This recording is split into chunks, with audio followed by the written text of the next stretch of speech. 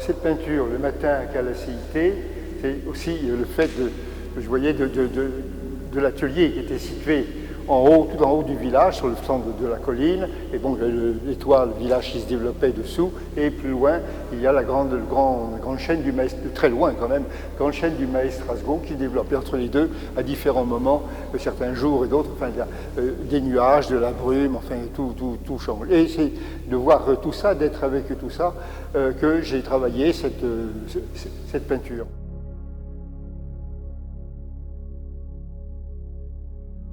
Cette peinture, là, promenade le soir, c'est effectivement certains soirs à la tombée du jour, le soleil n'était pas loin d'aller se coucher, la nuit à l'arrivée, et bon, il y a quelques figuiers, ramasser des figues, etc.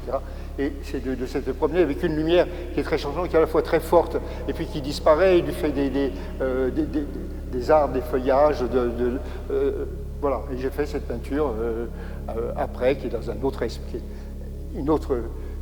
dans un espace un peu différent, mais et de lumière et du matin. Bien sûr, c'est l'opposé, c'est le soir, mais j'aime bien les opposés. Voilà. Christian Sorgue a fait partie des peintres qui ont incarné le renouveau du tableau au tournant des années 80. La mode était à la déconstruction de la peinture. Or, pour Christian Sorgue, le tableau redevient le lieu d'expression du peintre. Il construit un espace pictural nouveau à cette époque. Les œuvres qui sont présentées durant cet été 2024 sont des œuvres récentes qui nous plongent dans l'océan de couleurs et de lumière qui caractérise la peinture et la quête de Christian Sorgue depuis maintenant de nombreuses années. La couleur joue un rôle essentiel dans la peinture de Christian Sorgue. Et cette grande salle du Centre Bouvet-la-Dubé présente la série Los Prados, les prairies en espagnol, qui nous plonge dans cette lumière, dans ces champs de couleurs, de nuances, de bleu, de vert, de rose, qui restitue, Christian, l'émotion que vous ressentez dans les paysages espagnols que vous avez découverts au début des années 90. Qu'a représenté cette révélation de cette nature?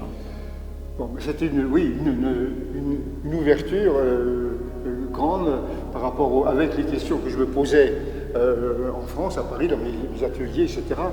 Voilà. Et là, être retrouvé un paysage, les paysages de l'Aragon, enfin l'Aragon, l'espace de l'Aragon est quand même très différent de l'Andalousie et des autres régions espagnoles, également de l'espace plus doux de la Bourgogne, que j'aime bien par ailleurs, mais qui est l'opposé. Où vous travaillez également. L'opposé absolument à ça. Je crois que j'ai besoin des deux. Voilà.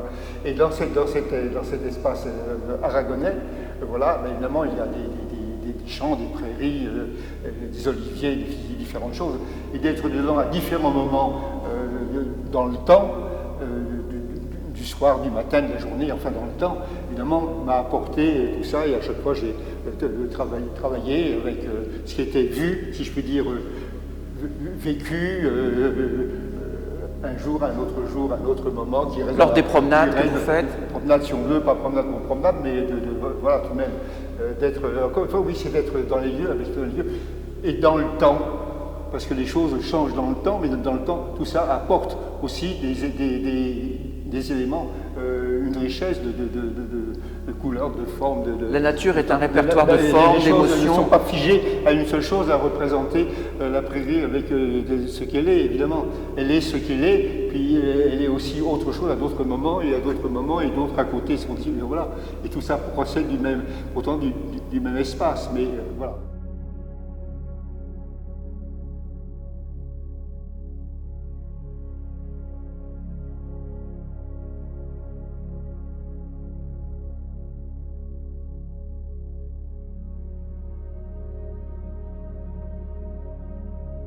Les œuvres qui sont réunies dans cette petite salle sont des très grands tableaux que vous avez réalisés selon la technique du monotype. Exactement. Que représente cette particularité dans votre travail? Ah oui, ça c'est tout à fait spécial, effectivement. Le monotype vient de la gravure, de reprendre une gravure et qu'il y a un seul exemplaire. C'est-à-dire un monotype. Et moi, j'ai voulu travailler des monotypes, je ne voulais pas être reprise, sur des grandes billes de papier d'abord, où je reprenais la matrice en quelque sorte, et je réimprimais, j'avais un seul tirage à chaque fois, mais de choses qui étaient un peu différentes. Voilà. Alors que sur une peinture, je fais, je défais, je recommence, mais tout ce qui a disparu, et voilà. Là, il restait des étapes, des questionnements, des réponses, enfin différentes les unes des autres. Avec les grandes toiles, évidemment, c'est différent parce que c'est un très grand travail physique. Alors j'avais ça sous la main du plastique bulle et j'ai travaillé sur le plastique bulle comme si c'était une toile.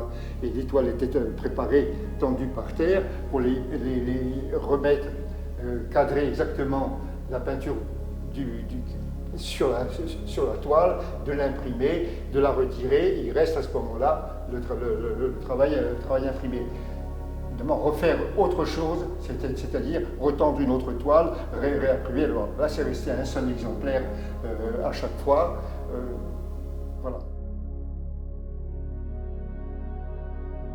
Donc, ces grands espaces remplis de couleurs, vous les habitez aussi d'une ligne faite de traces, de traits. C'est une ligne vivante qui construit comme une écriture qui se développe, mais une écriture des origines. Quand l'écriture était un dessin et le dessin une écriture, on remonte ici aussi aux origines de la peinture, de la préhistoire. La rupestre est pour vous une référence essentielle, un point de départ. C'est-à-dire qu'il y a là, dans certaines œuvres de cette époque, certaines peintures de cette époque, une très forte, très grande puissance et présence. Je pense à certains bisons de Lascaux, etc., où la présence est très forte. Très loin de l'image du bison, mais la présence, voilà, ça c'était très beau, c'est quelque chose que toujours m'est resté, enfin, que j'aime, etc. Et les choses se développent en écriture. Alors, un peu aussi à la cité du fait de loin, il y a les montagnes du Maestrazgo qui ne sont pas très hautes, mais qui se développent très longuement, horizontalement. Et bon, ça c'est personnel, mais enfin je vois aussi un développement, une sorte d'écriture. Tout ça reste. Et l'écriture aussi d'indiquer, de rendre des choses présentes. Voilà, ça c'est important. Et on retrouve cette ligne infinie presque qui se développe ici dans cette grande peinture. Le Rio, pareil, une petite rivière qui passait en bas de Calacité, ombragée, enfin comme ça. Et donc voilà, d'y être, de l'avoir vu, de la revoir, de retravailler, c'est un espace différent, forcément même de couleurs différentes, de lumières différentes, et de développement de formes, évidemment, également différents. Pour essayer que tout ça soit, une fois de plus, rendre présent. Oui, vous ne cherchez pas à représenter les choses, mais à restituer la présence. Rendre présente quelque chose qui a été vu, vécu, voilà. Et toucher l'essence des choses. D'où le titre de cette exposition, qui est inspiré de Sylvain Amic, Peindre pour dire le monde. Et nous sommes au cœur, justement, de ce monde que vous réinventez par la peinture. J'étais très près de l'arène pendant le temps de cette corrida. Et le taureau, naturellement, s'est placé dans l'arène, etc., bien sûr. Et à un moment, il est venu très près. Très près, c'était la fin de la corrida. Il avait été blessé, s'était battu, enfin c'était la fin de la corrida. Il s'est levé une dernière fois juste avant de s'effondrer. Et en rentrant à l'atelier, un peu après, j'ai fait cette peinture du taureau, donc de la corrida, voilà.